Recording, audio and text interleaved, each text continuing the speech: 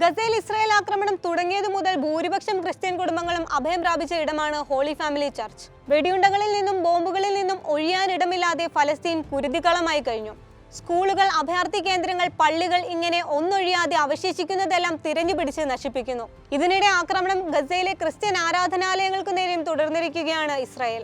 Holy family ചർച്ചിൽ കഴിഞ്ഞ ദിവസം കൊല്ലപ്പെട്ടത് 2 സ്ത്രീകൾ, നെഹ്ദിയയും മകൾ സമറും. സിസ്റ്റേഴ്സ് കോൺവെന്റിലേക്ക് നടന്നു പോകുന്നതിനിടെയാണ് ഇസ്രായേൽ സൈന്യം വെടിവെച്ചത്. ഇടവകയുടെ കോമ്പൗണ്ടിലേക്ക് അതിക്രമിച്ചു കയറിയ സൈന്യം ആദ്യം അമ്മ നെഹ്ദിക്ക് നേരെയാണ് വെടിയുതിർത്തത്. വെടിയേറ്റ് തൽക്ഷണം താഴെ വീണ അമ്മയെ നോക്കി പകച്ചു നിന്നു സമർ. പിന്നെ അമ്മയെ രക്ഷപ്പെടുത്താനായി അടുത്തേക്ക് നീങ്ങി.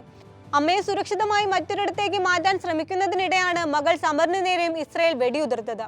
മരണം 2 പള്ളി കോമ്പൗണ്ടിനുള്ളിലുള്ളവരെ സംരക്ഷിക്കാൻ ശ്രമിച്ച 7 പേർക്ക് കൂടി ഇസ്രായേൽ സേനയുടെ വെടിയേറ്റ് പരിക്കുപറ്റി. ഇടവകയിൽ മിസൈൽ ലോഞ്ചറിന്റെ സാന്നിധ്യമുണ്ടെന്നായിരുന്നു ഇസ്രായേലിന്റെ ന്യായീകരണം. ആശുപത്രിക്കടിയിൽ ഹമാസ് ടണലുകൾ ഉണ്ടെന്നും ആക്രമണം നടത്തുന്നിടത്തെല്ലാം ഹമാസിന്റെ സാന്നിധ്യമുണ്ടെന്നുമുള്ള ന്യായീകരണങ്ങൾക്ക് ശേഷവും പുതിയ കൊലകൾക്ക് കാരണം തേടുകയാണവർ. യാതൊരു മുന്നറിയിപ്പും നിർദ്ദേശവും ഇല്ലാതെയാണ് ഇസ്രായേൽ സേന ഹോളി ഫാമിലി ചർച്ചിലേക്ക് കടന്നു കയറിയത്. അവരുടെ എതിരാളികൾ ആരും ഇടവകയുടെ പരിസരത്ത് ഇല്ലാതിരുന്നിട്ടും വിശ്വാസികൾക്ക് നേരെ വെടിയുതിർക്കുകയായിരുന്നു എന്ന് ജെറുസലേമിലെ ലത്തീൻ പാത്രിയാർക്കേറ്റ് പ്രസ്താവനയിൽ പറഞ്ഞു. കൂടാതെ രാവിലെ മദർ തെരേസ കോൺവെന്റ് ലക്ഷ്യമാക്കിയും ഇസ്രായേൽ ഡിഫൻസ് ഫോഴ്സിന്റെ മിസൈൽ ആക്രമണം ഉണ്ടായി. ഇതിൽ കെട്ടിടത്തിന്റെ ജനറേറ്റർ തകർന്നു. കോൺവെന്റിലേക്ക് വൈദ്യുതി ലഭ്യമാക്കാനുള്ള ഏക മാർഗം കൂടിയാണ് ഇസ്രായേൽ നശിപ്പിച്ചതെന്നും പാത്രിയാർക്കേറ്റ് പറയുന്നു. 54ലധികം അംഗപരിമിതർ താമസിക്കുന്ന കോൺവെന്റിനടുത്താണ് സംഭവം ഉണ്ടായത്. ഈ കെട്ടിടം പിന്നീട് 2 മിസൈലുകൾ കൂടി തൊടുത്തുവിട്ട് ഇസ്രായേൽ തകർത്തു.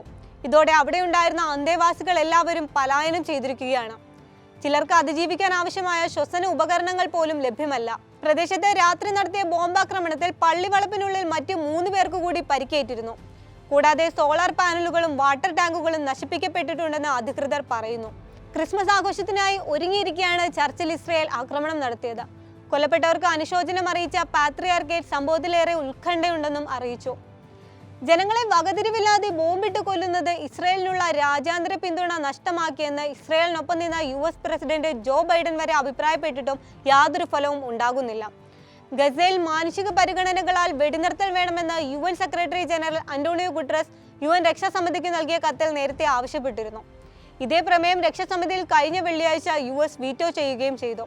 ഇസ്രായേലിന് ഇപ്പോഴും US-ന്റെയും യൂറോപ്യൻ യൂണിയന്റെയും അടക്കം പിന്തുണയുണ്ടെങ്കിലും ഗസയിൽ ബോംബിടുന്നത് ഇസ്രായേലിന്റെ രാജ്യാന്തര പിന്തുണ നഷ്ടമാക്കിയെന്ന് വാഷിംഗ്ടണിലെ തിരഞ്ഞെടുപ്പ് പ്രചാരണ യോഗത്തിലാണ് ബൈഡൻ പറഞ്ഞത്.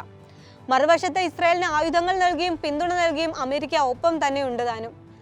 ഗസയിൽ സംഭവിക്കുന്നത് സർവനാശമാണെന്ന UN മനുഷ്യാവകാശ വിഭാഗത്തിന്റെ പ്രസ്താവന ശരിയായി കഴിഞ്ഞു. 18,000-ലധികം ഫലസ്തീനികൾ ഇതിനോടകം കൊല്ലപ്പെട്ടു. ഇതിൽ പകുതിയോളം കുട്ടികളാണ്. 90 മാധ്യമപ്രവർത്തകരും യുദ്ധമേഖലയിൽ കൊല്ലപ്പെട്ടു. ബോംബാക്രമണത്തിൽ അതിഗുരുതരമായ പരിക്കേറ്റവരെ കൊണ്ട് ആശുപത്രികൾ നിറഞ്ഞിരിക്കുന്നു.